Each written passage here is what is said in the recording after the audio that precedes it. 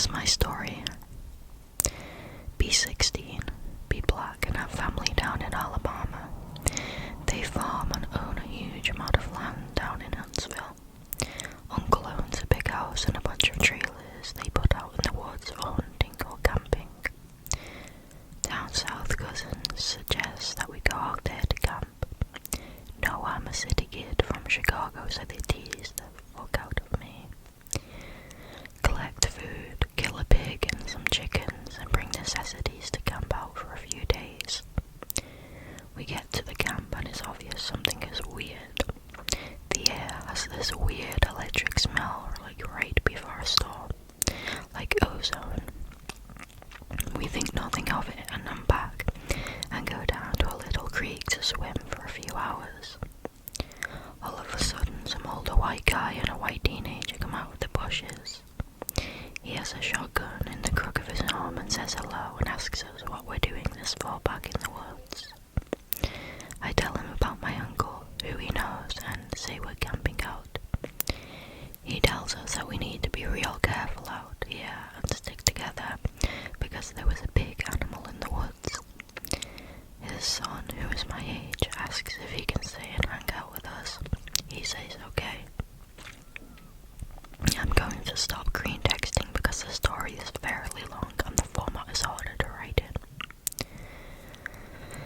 So we end up playing football, digging around with me. There's the white kid, Dana, 5 of my cousins, and then 4 of their friends. In total, there were 5 girls and 6 boys. We all were around 15 to 17 and ended up just taking the day away. Eventually we head back to the camp and pull out some stuff for a campfire, even though the trailers both had kitchenettes. Dana says that his family's property sits up against my uncle's. He wants to run home and ask his dad if he can come out camping with us. My cousin Rooster says he's going to go with him since it's going to get dark soon. One of the girls also wants to tag along. It's about 7 o'clock and it's starting to get pretty dark.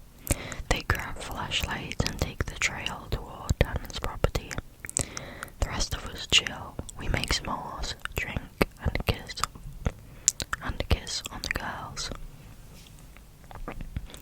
About 30 or 40 minutes later, there's the smell of ozone again.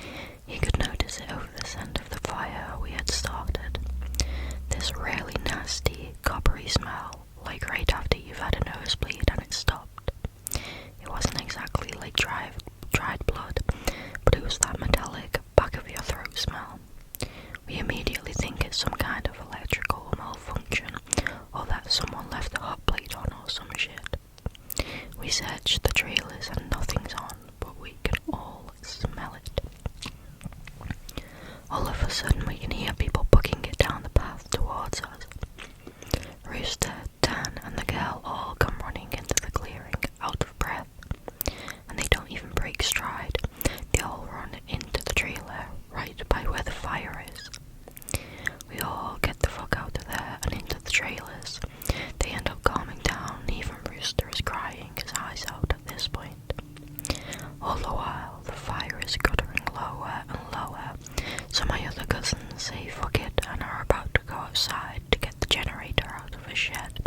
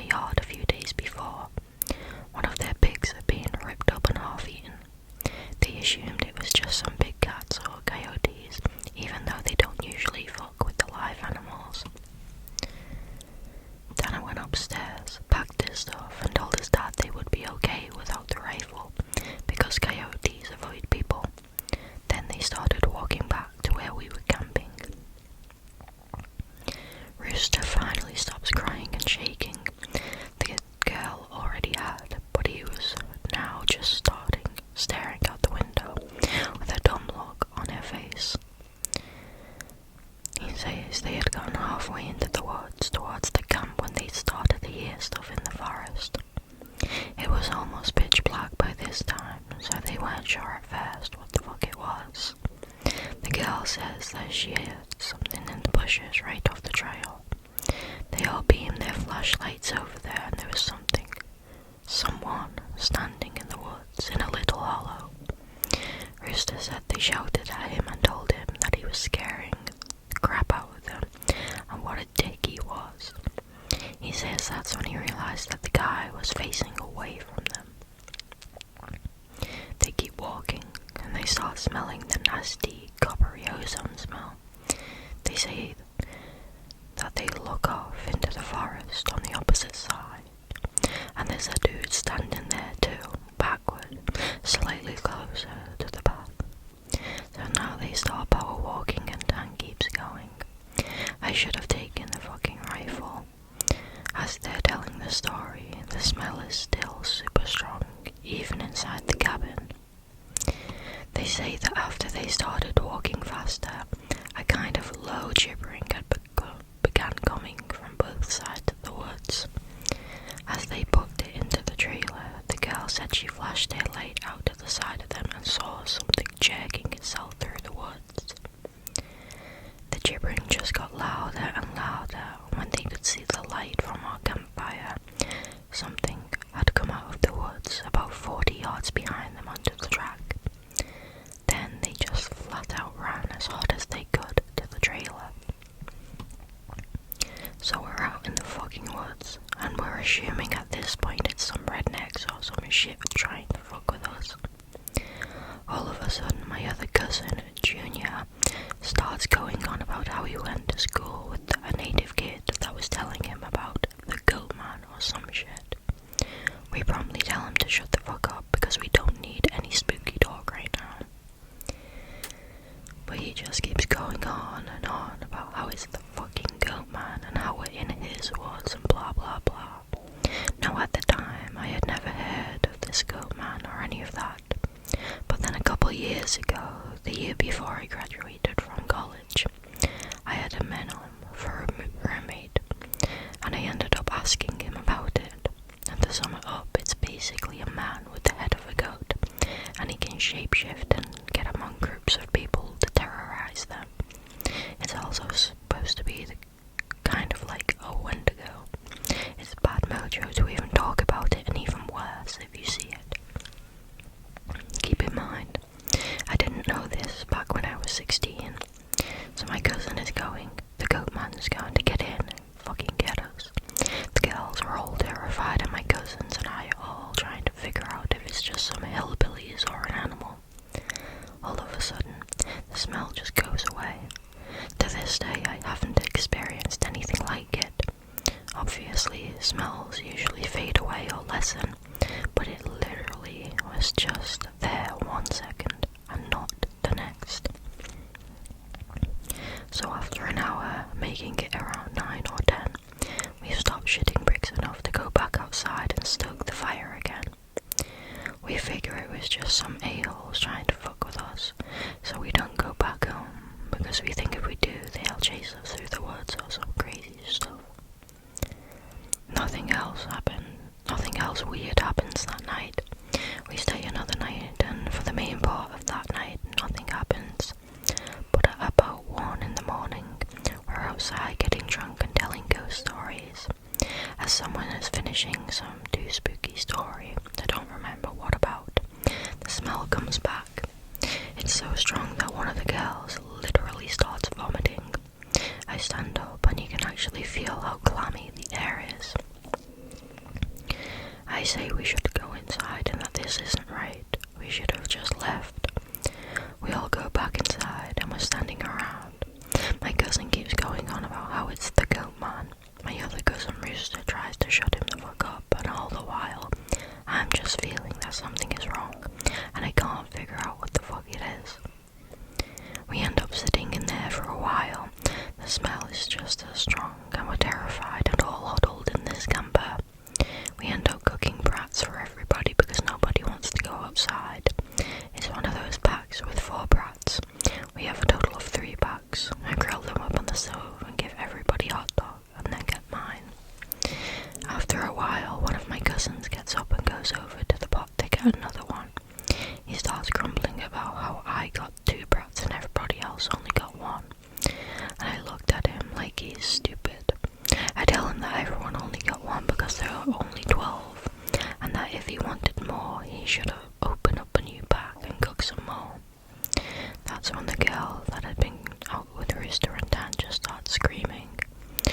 Jesus, oh Lord, get it out. She's crying and shivering, and then it dawns on the cousin standing up, what the fuck is wrong? Me and him both glance around the room, and I feel my heart sink. I run the fuck out of the cabin, and the girl runs out with us. The trailer door is banging against the side of the trailer as everybody bugs it out. One of my cousin's friends asks us what the fuck was wrong. I start counting. There's only 11 now. I shit you not, my cousin verified.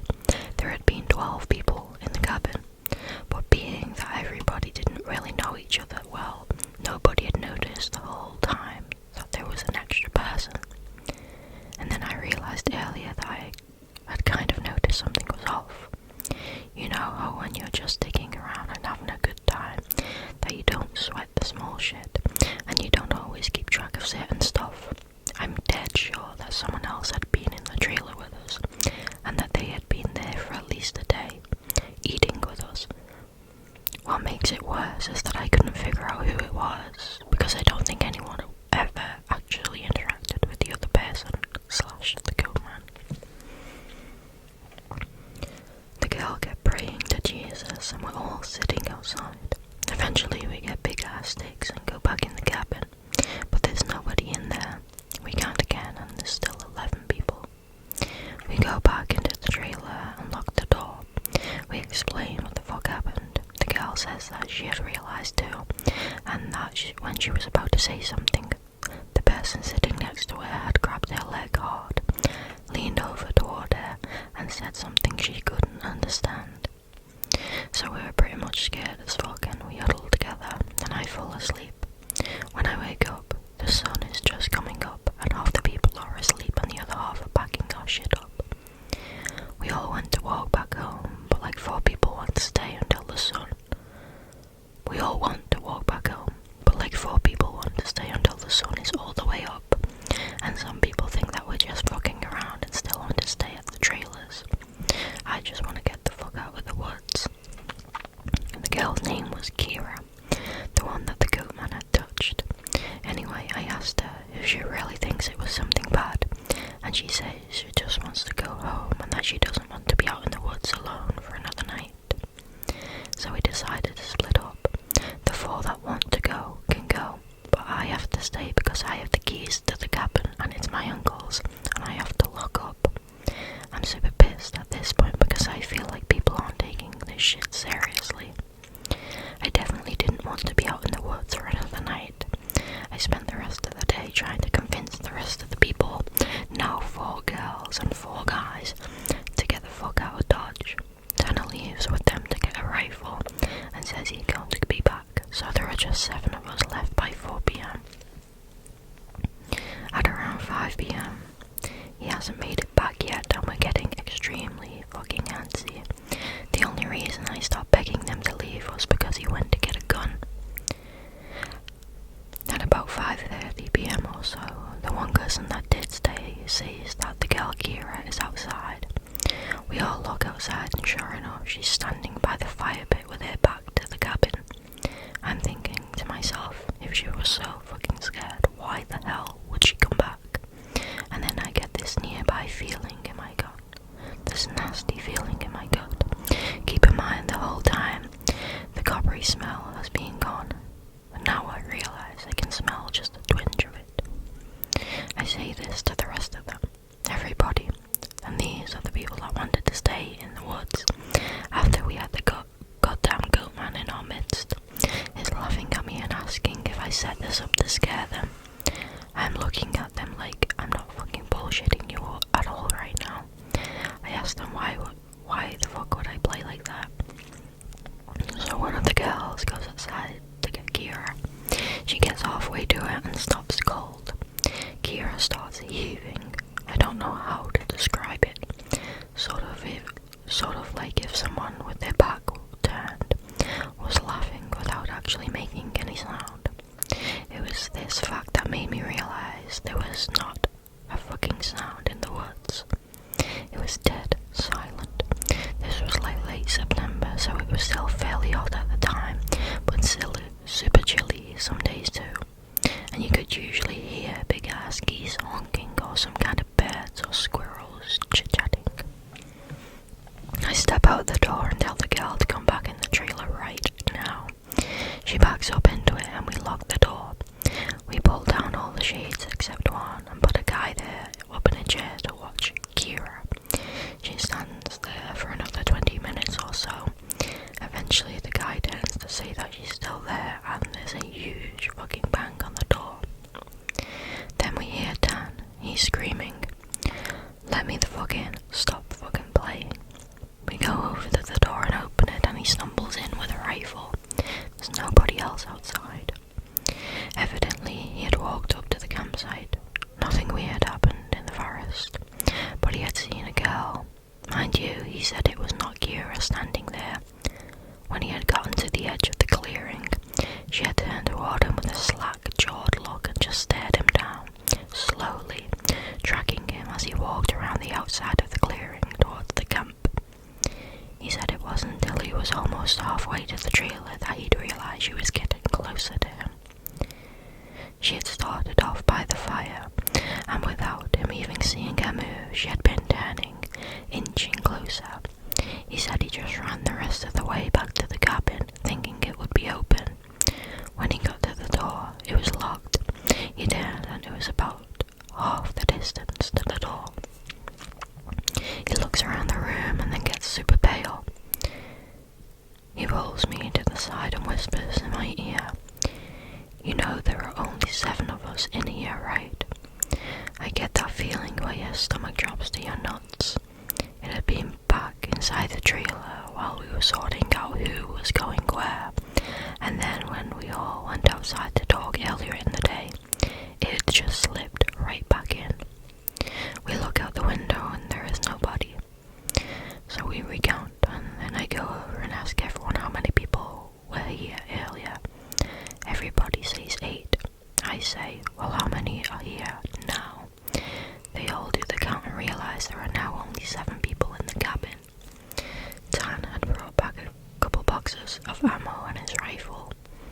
He had told his dad that there was some kind of animal in the forest because he didn't think he would believe him if he said it was the Goatman. He said that his cousin was supposed to be coming down in a few hours and that in the morning we can all go back to his place and his cousin will drive us home. Now I'm really fucking terrified, but I at least feel better because we can be American and shoot the fuck out of whatever it is if it comes back. But then my cousin gets into this huge argument with one of the girls because she thinks that I'm trying to be funny and prank them. She's getting really scared and thinks I'm not funny. He keeps telling her that I'm not that kind of person, and she says, "Well, how do we know the girl wasn't just Dana in a wig? Or if it's really the Goatman, how do we know that this is the real Dana, and that the Goatman didn't just kill Dana in the woods and take his gun?" So we get into this huge argument about this, where me and Dan are like, we could seriously be in danger, because at the very least, someone has been sneaking themselves into our trailer without us knowing, and mingling with us. And at worst, something bad is in the forest fucking with us. One of the girls is crying and saying she wants to go home right now, and we're trying to tell her that we shouldn't because none of us are walking through the woods in the middle of the night. At this point the sun is starting to go down and it's getting a little cloudy out. We eat something and turn on the radio for a while, but we can't really get a station out there with anything decent, so we turn it off. At about the time that Dan's cousin shows up, he was like 19, I think. Now the sun is just barely over the horizon and he has one of those heavy-duty lantern flashlights and another rifle. He walks up to the trailer and we whisper to Dan, asking if he's sure that's his cousin. He says yes. The guy looks behind him and all around the camp, then walks in. He kind of glances at all of us and looks a little confused. Then he says, "Where's your other little buddy at? I figured she would meet me up at the cabin. Is she a little slow or something?" He also asked whether we had been cooking blood in the cabin, because it smelled like blood and hot pans all the way up the trail. We are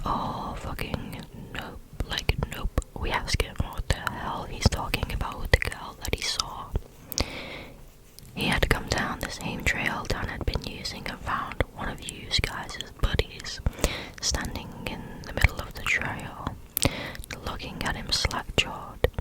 He had asked her a bunch of questions, but all she did was look at him. Then she smiled, and he said he kept walking.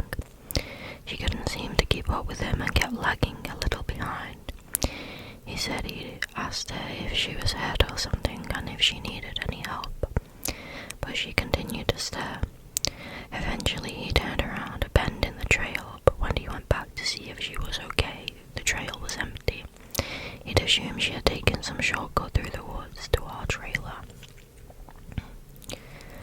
We tell him the whole story of what's been going on. I half expected him to say that we were full of shit, but he just listened and then sat down on the couches in the living room. Then his cousin gets back to the girl.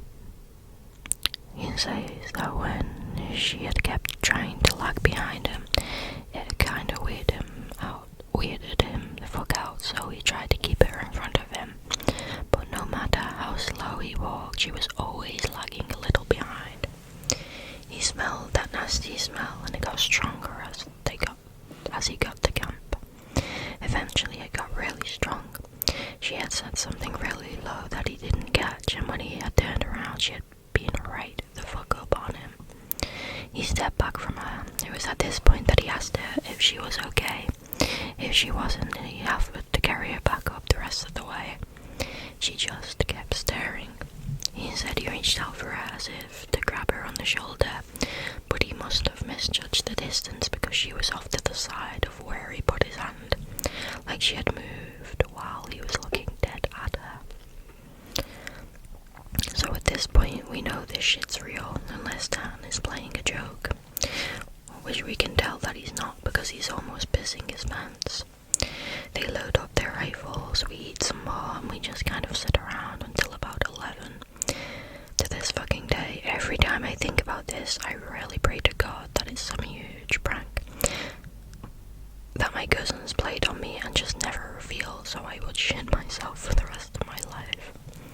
At around 11, the stink of copper turned into an actual gross, blood-like smell, like cooked blood and singed hair. Dan and his cousin, Reese, get the fuck up instantly and grab their rifles. There's like a half knocking, half clawing at the door, and I shit you not, there's this voice. It sounds like when you see those YouTube cats and dogs whose owners teach them how to talk. It says in this halting, weirdly toned voice, "Let me the fuck in, stop fucking playing." It made my nuts creep up against my body, and one of the girls just starts crying and calling for Jesus. It was so obviously not a person talking. It didn't have the right cadence. That's some shit I never realized until that moment. But all people have a certain cadence when they talk, no matter what language. All people have a certain kind of rhythm when talking. This shit didn't have any cadence or rhythm. One of those YouTube cats. That's what the fuck it sounded like outside the door. It sounded like this almost. They put a link. Just not funny. Sorry for being on a tangent, but if you can't imagine how this shit sounded, then you can't imagine how fucked up the whole situation was. So now I'm in full-on terror mode. We keep yelling outside, "Who is it? Stop fucking around, man." And it just keeps saying in, or "let me the fuck in," for almost 15 minutes. Then the smell goes away for a while, and the next hour or so, you can hear someone basically creeping around in the woods and shit. Every couple of minutes it comes back to the door and says something. Finally the smell fades away at around 2 in the morning. Reese says, "Man, fuck this," opens the door and walks outside with his rifle. He fires a shot into the air and says something to the effect of, "In the name of Jesus Christ, go away."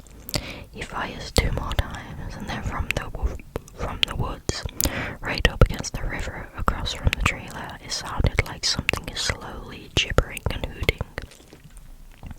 Then it starts screaming, and it sounds almost like a woman and a cat in a bag screaming together. Like I seriously have never heard any shit like that.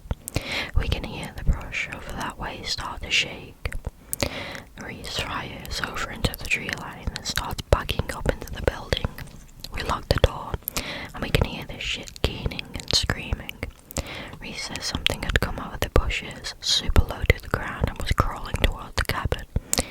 had shot at him. Pretty much, that was how the rest of the night went. Literally constant screaming for the next 2 hours and shit moving out into the tree line, but it never came back up to the cabin until everyone had finally fallen asleep. Dan had been sitting in the chair watching the door with his rifle. Nobody else heard or saw this, and he told me 2 days later, after the whole thing was over. He said that he had been nodding off after the screaming and noises finally stopped. He'd been almost asleep when he saw someone come out of the bathroom and then lay down in the middle of the floor and go to sleep. He just assumed it was one of us and that the guy had nodded off. Then he said he kind of realized something was wrong, and while pretending to be sleeping, he counted us. There were 9 people in the cabin. He didn't want to try and shoot at the thing and have it kill us all then and there, or have Reese wake up and start shooting and us kill ourselves. So we just stayed awake all night, pretending to be asleep. He said sometimes it would stand up and do this kind of weird jittery thing, or heave like it was laughing, but then it would lay back down. The story closes pretty weak, because from my perspective, nothing happened. When we woke up, I noticed that Dan was a little jittery, and that he was avoiding looking at all of us. But we ate some breakfast, packed up, and started walking to his house.